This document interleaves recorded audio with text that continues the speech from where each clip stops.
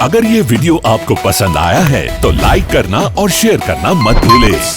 Subscribe करें good star के YouTube channel और फेसबुक पेज को। ऐसे ही लेटेस्ट वीडियो पाने के लिए बेल आइकन पर क्लिक करना मत भूलें। परिवार वती हूँ कल्पेशभाई અને અમિતભાઈને વિનંતી કરું કે દાદાનું પણ સન્માન કરશે, તો એ સન્માનને પણ આપણે જોરદાર તાળીઓથી વધાવીએ।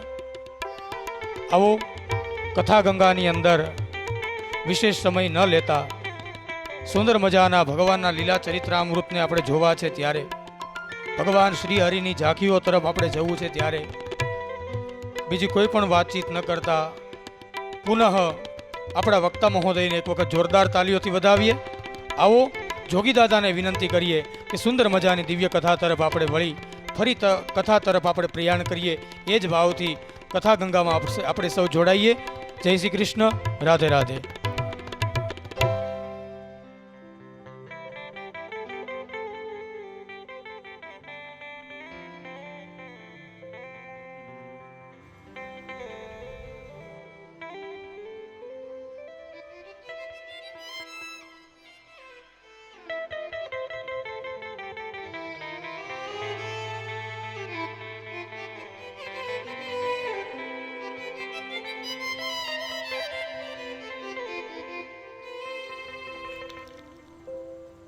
श्यामारदय कमल सो प्रगट्यो, श्यामारदय कमल सो प्रगट्यो, श्यामारदय कमल सो प्रगट्यो, श्यामारदय कमल सो प्रगट्यो, और श्याम हृदय को भाई वृंदावन प्यारो वृंदावन, वृंदावन प्यारो वृंदावन, वृंदावन प्यारो वृंदावन, वृंदावन प्यारो वृंदावन, ओ वृंदावन प्यारो वृंदावन, ओ वृंदावन प्यारो वृंदावन,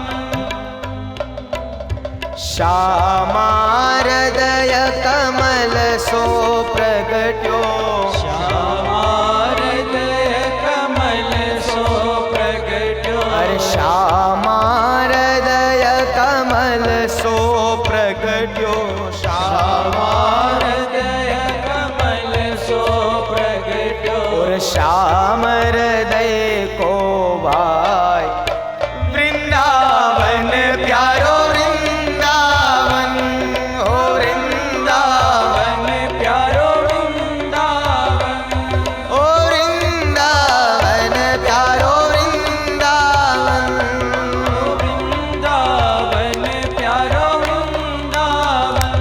श्री राधे।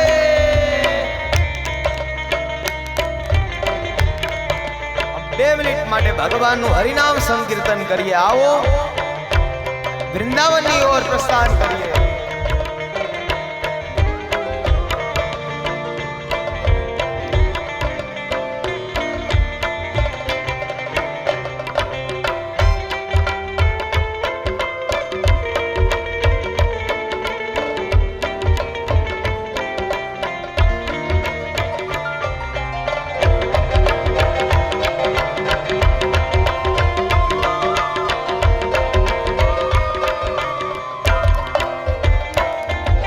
सब सुख सागर रूप उजागर रहे वृंदावन धाम, सब सुख सागर रूप उजागर रहे वृंदावन धाम, सब सुख सागर रूप उजागर रहे वृंदावन धाम, सब सुख सागर रूप उजागर रहे वृंदावन धाम, रूप गोस्वामी प्रगट कियो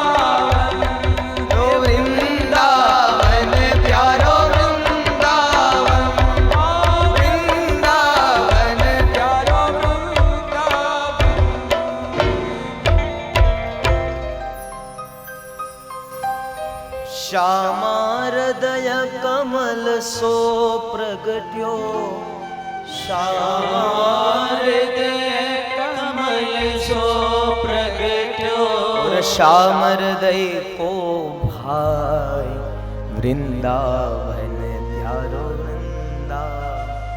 અને આજે આ આપણું જે કથાનું સ્થળ છે ને કોઈ સામાન્ય નથી. આ ગોકુળ મથુરા ને વૃંદાવન બન્યું છે, યાદ રાખજો.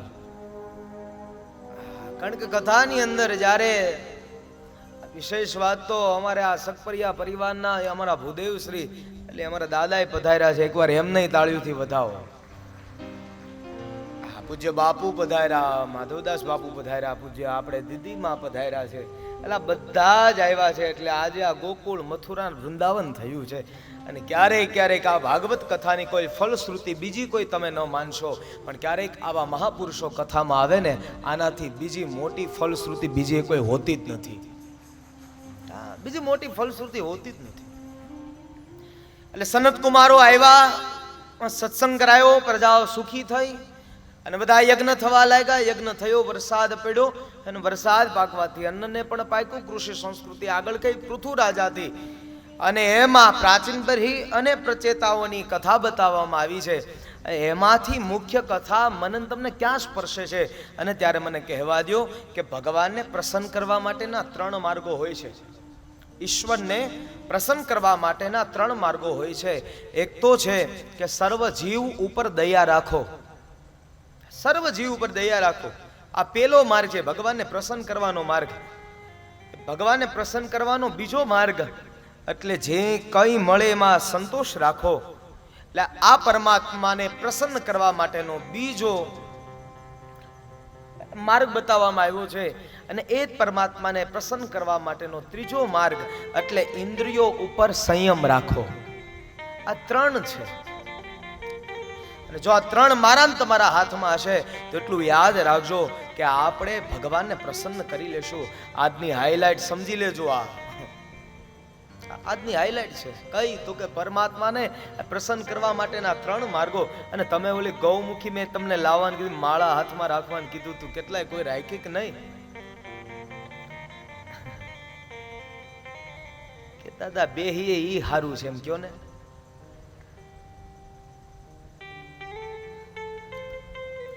બેહીએ ઈ હારું છે.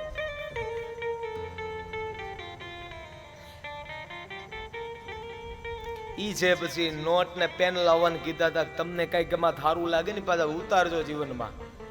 આ નહીતર તો પછી ઓલા આખા ભગત જેવું થાય, કથા સુણી સુણી ફૂટ્યા કાન તો એનું આવ્યું બ્રહ્મ જ્ઞાન અખો કે આમાં કરવું હું. જેટલી વાર સાંભળી એટલી વાર પાછું એમને એમ જ હોય. એટલે આ પરમાત્માને પ્રસન્ન કરવા માટેના 3 માર્ગો. અરે બીજું કઈ તમને યાદ રહે કે ના યાદ રહે, પણ એટલું યાદ રાખજો કે ભગવાનને પ્રસન્ન કરવાના માર્ગ આ 3, અને આ 3માંથી એકાદેય આપણે સિદ્ધ કરી લેશું ને તો પરમાત્મા અવશ્ય રાજી થઈ જશે મારા ને તમારા ઉપર. સર્વ જીવ ઉપર દયા રાખો, જે કાંઈ મળે એમાં સંતોષ રાખો. અને ત્રીજું છે કે ઇન્દ્રિયો ઉપર સંયમ રાખો. આ 3 માર્ગ ભગવાનને પ્રસન્ન કરવા માટેના છે. સુખદેવજી મહારાજ અહીંયા કહે છે, પરીક્ષિત મહારાજને કહ્યું કે આ પ્રમાણે મનુના પુત્ર ઉત્તાનપાદ રાજાના વંશની કથા મેં સંભળાવી અને હવે તમે પ્રિયવ્રત રાજાના વંશ સંભળાવું છું. હવે તમે એને શાંતિથી સાંભળો. અને ત્યારે કહે છે કે 5મ સ્કંદની અંદર જે ભગવદ ભક્ત માટે શ્રી કૃષ્ણના ચરણ કેવા છે ને ત્યારે 5મ સ્કંદના પ્રારંભે કહેવા દો, અહો અમીશામ કિમકારી શોભનમ પ્રસન્ન એશામ સ્વિદુતમ સ્વયં હરિ યે જન્મ લબ્ધમ નુશુભારતાજિરે મુકુંદ સેવો પૈકમ સ્પૃપા.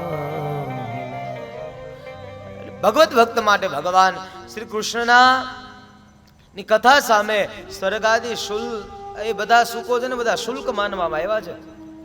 ભગવાનના ભક્તોને કથા મળી જાય ને એટલા માટે હું આપ સૌ લોકોને પેલા બીજા દિવસે મેં આપ સૌ લોકોને કીધું હતું, આ તો કળિયુગ છે મારા વાલા, આમાં ભગવાન મળે કે ના મળે એની કોઈ ખાતરી નથી, પણ નામ મળ્યું ને રામ મળ્યા ને કથા મળી ને કૃષ્ણ મળ્યા. બસ આટલું યાદ રહી જાય ને તોય ઘણું થઈ ગયું. કારણ કે આમાં તો આ કળિયુગમાં તો સંતોને ટકોર કરી છે, સંતોને ટકોર કરી છે. એટલે ભગવાનની કૃષ્ણની કથાની સામે સ્વર્ગાદી બધાએ સુખો છે ને બધા શુલ્ક છે. અને 5મા સ્કંદની અંદર 2 પરમહંસની કથા છે. એક તો જ્ઞાની ઋષભદેવજી મહારાજ અને બીજા ભક્ત એટલે જડ ભરતજી મહારાજ. આ બેને આ કથા બતાવવામાં આવી છે. મનુ રાજા ના પુત્ર પ્રિયવ્રત નામના રાજા, અને એ પણ પરમ ભાગવત હોવા છતાં અરે એમને ગૃહસ્થાશ્રમનો સ્વીકાર શા માટે કર્યો? આપને એવું થાય, ઘણીવાર આપણે સાંભળતા હોય સંન્યાસ છે સર્વથા સુખમ, પણ ગૃહસ્થ જીવન પણ કંઈક ને કંઈક એવું છે. આ ગૃહસ્થની અંદર રહીને પણ આપણે ભગવાનનું ભજન કરી શકીએ છીએ. ભગવાનને પ્રસન્ન કરવા માટેના માર્ગો જો તમને મળી જાય તો એના દ્વારા આપણે ભગવાનને પ્રસન્ન કરી શકીએ છીએ. એટલે એવી જ રીતના તો એમણે એ ગૃહસ્થ ધર્મનો સ્વીકાર શા માટે કર્યો? હવે નામ છે પ્રિયવ્રત નામના રાજા. પ્રિયવ્રત એટલે જેને વ્રત અતિશય પ્રિય છે. આપણી રીતના એમ વ્રત અતિશય પ્રિય છે. ભગવાનને પ્રાપ્ત કરવા માટે વ્રતો કરવા. કાલે આપણે ઓલો અઢિયાની નો એકાદશી નો જોઈ ગયા? સામે જાન આવી, તમે યાદ રાખજો અઢિયો ક્યારે સાંભળો કે જાન આવી ને ત્યારે.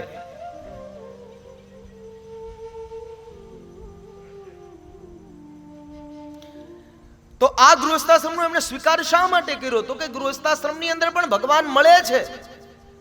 જલારામ બાપા ને વીરબાઈ બાને જો મળ્યા હોય, શેઠ સગાડ શાને જંગાવતી એટલે રાણીને જો ભગવાન મળ્યા હોય, તો ગૃહસ્થાશ્રમની અંદર પણ ભગવાન તો પ્રાપ્ત થાય જ છે, ભગવાન મળે જ છે. ભગવત પ્રાપ્તિ નિશ્ચય છે. પણ ગૃહસ્થાશ્રમને જીતવા માટેના પેલા 6 કિલ્લાઓ બતાવ્યા છે. એ 6 કિલ્લાઓ ક્યાં? અરે તો કે કહે છે કામ, ક્રોધ, મદ, મોહ, લોભ, મત્સર. આ 6 કિલ્લાઓ, આ 6 કિલ્લાથી જે વ્યક્તિ આમ પર થઈ જાય, જે વ્યક્તિ બારો નીકળી જાય, એટલે ઈ આ ગૃહસ્થાશ્રમને જીતી શકે છે. આમ તો બતાવ્યું છે શાસ્ત્ર પણ, સંતોની પાસેથી આ વાણી સાંભળેલી છે. ઘણા બધા સંતો કહે મોટી માયા સબ કોઈ તજે, ઝીણી ન થજી જાય. મોટી મોટી માયા હોય ને બધાય ત્યાગી દે. મોટી માયા સબ કોઈ તજે, ઝીણી ન ત્યજી જાય. ઝીણી માયા અરે મોટા મોટા પેગંબરોને પણ ખાય. ખાલી નાની ઝીણી એવી ઓલી માયા હોય ને ઈ ક્યારેક નો જાતી, ઓલી મોટી માયા તજાતી હોય, પણ ઝીણી માયા નો જાતી હોય. અને ત્યારે કીધું છે કે બહારના શત્રુઓને જીતે ઈ તો કદાચ વીર કહેવાતો હશે. બહારના શત્રુઓથી જીતે અરે એને વીર કહેવાય, પણ જે અંદરના જે માયલાના શત્રુને જીતે ને આને કહેવામાં આવ્યો શૂરવીર. અરે યુદ્ધ કરવાનું છે, પણ યુદ્ધ કોની સાથે? તો કે આની અંદર રહેલા જે બધા દુર્ગુણો છે એની સાથે યુદ્ધ કરવાનું છે. કામ, ક્રોધ, મદ, મોહ, લોભ, મત્સર, આમની સાથે મારે તમારે યુદ્ધ કરવાનું છે. અને એ જ બ્રહ્માના સમજાવવાથી પ્રિયવ્રત નામના રાજાને કહેવામાં આવ્યું કે તમે ગૃહસ્થાશ્રમનો સ્વીકાર કરો, અને જો તમારી જેવા જો પરમહંસો અને જો ગૃહસ્થાશ્રમને સ્વીકાર કરશે ને તો કદાચ અમને નક્કી અવશ્ય અમને ખાતરી સાથે અમે કહીએ કે તમારી અહીંયા અખિલ બ્રહ્માંડનો નાથ આવશે. अगर ये वीडियो आपको पसंद आया है तो लाइक करना और शेयर करना मत भूलें। सब्सक्राइब करें गुड स्टार के YouTube चैनल और Facebook पेज को। ऐसे ही लेटेस्ट वीडियो पाने के लिए बेल आइकन पर क्लिक करना मत भूलें।